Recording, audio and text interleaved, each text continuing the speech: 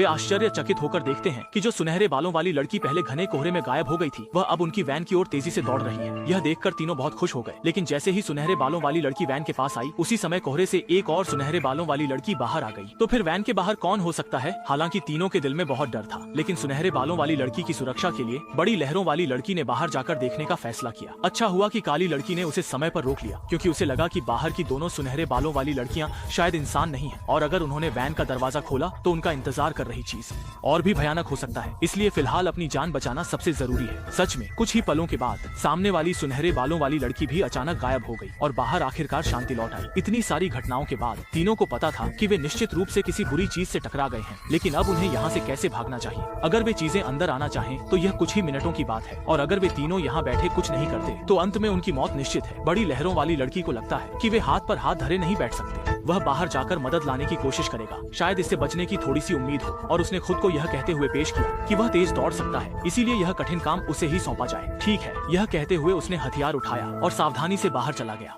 लेकिन जैसे ही बड़ी लहरों वाली लड़की बाहर गई, कार के अंदर की सारी लाइटें अचानक बंद हो गईं, लेकिन टीवी इस समय अपने आप चालू हो गया।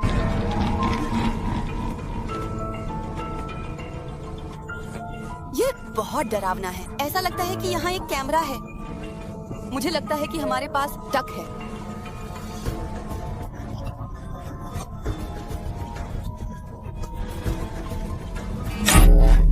पता चला कि सोया हुआ क्रिस जाग गया है। इस समय दोनों अब और कुछ नहीं सोच सकते थे।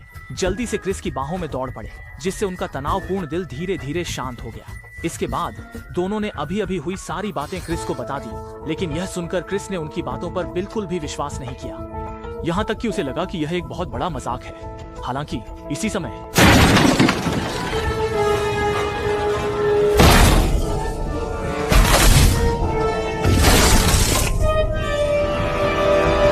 हंगामे के बाद क्रिस को विश्वास हो गया कि वे जो कह रहे थे वह सब सच है। क्रिस को लगा कि तुरंत गाड़ी चलाकर निकल जाना चाहिए, लेकिन यह सुनकर हैरानी हुई कि ब्लैक गर्ल ने उसे बताया कि गाड़ी बिल्कुल भी स्टार्ट नहीं हो रही है। यहाँ से जल्द निकलने के लिए एकमात्र पुरुष होने के नाते क्रिस जेक्शिन को छोटी चाकू लेकर अकेले ही गाड़ी से उतरकर देखने का निर्णय लेना पड़ा। हालांकि क्रिस के मन में बहुत डर था, लेकिन इस समय उसके पास कोई और विकल्प नहीं था, इसलिए उसने हिम्मत जुटाकर सावधानी से गाड़ी के आगे की ओर धीरे धीरे चलना शुरू किया। इसके बाद उसने उपकरण जमीन पर रखे और इंजन का ढक्कन खोलकर ध्यान से जांचने लगा। लेकिन जब क्रिस उपकरण का उपयोग करने के लिए तैयार हुआ तो उसने पाया कि जो उपकरण उसने जमीन पर रखे थे वे गायब हो गए थे। यह तो अजीब बात है। मजबूरी में क्रिस को जमीन पर झुककर तलाश करनी पड़ी, और आश्चर्य की बात यह है कि उसने वास्तव में उपकरण गाड़ी के नीचे पाए। कैप्टन झिल्ला क्रिस।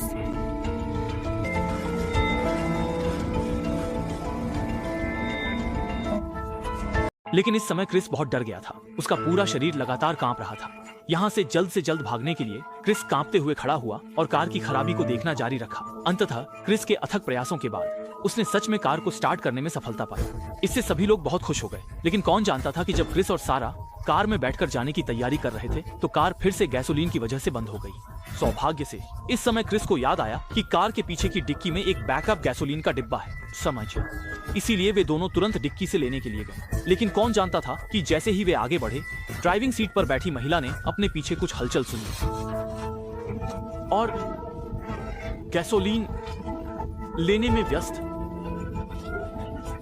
दोनों को इस सब के बारे में कुछ भी पता नहीं था जो हो रहा था। हाँ, चलो वापस चलो, वापस चलो। अब और नहीं, लेकिन अचानक एक चाकू सारा के पेट में घुस गया। हालांकि सौभाग्य से यह किसी महत्वपूर्ण अंग के नहीं, और ये राहत की बात थी कि इस समय थोड़ी दूरी पर एक कार धीरे धीरे उनकी ओर आ रही थी, जिससे उन्हें तुरंत उम्मीद की किरण दिखाई दी। बाहर खड़े क्रिस ने तुरंत जोर से चिल्लाना शुरू कर दिया। कार में बैठे लोगों का ध्यान आकर्षित करने की कोशिश की, लेकिन जब कार उनके पास आने ही वाली थी तो अचानक वह गायब हो गई। यह मैं हूं।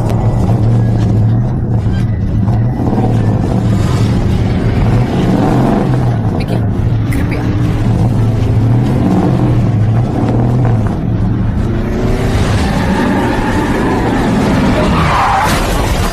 जोरदार धमाके के साथ क्रिस को कार के सामने लगे हिरण के सींगों में फंसकर मौके पर ही मौत हो गई। इससे कार में बैठे सारा और उसके साथी बुरी तरह डर गए। जब वे सोच रहे थे कि आगे क्या करना है, तो अचानक काली लड़की किसी रहस्यमय शक्ति से नियंत्रित हो गई और उसने सारा का गला पकड़ लिया, फिर उसके पेट में चाकू घोंप दिया।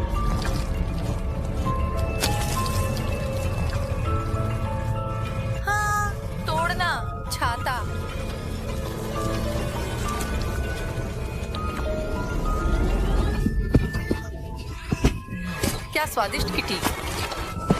इसके बारे में अब शुरू कर रही है। अरे ये सब कुछ सिर्फ सारा की कल्पना थी। हालांकि डरावनी चीजें यहीं खत्म नहीं हुई। इसके तुरंत बाद कारवां के अंदर का रेडियो अपने आप चालू हो गया और ये घोषणा करने लगा कि इन सभी लोगों को आज मरना होगा।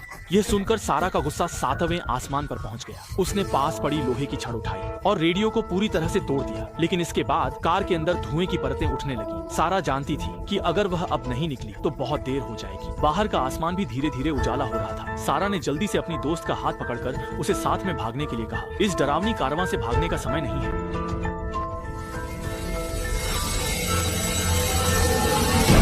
मुझे पता था कि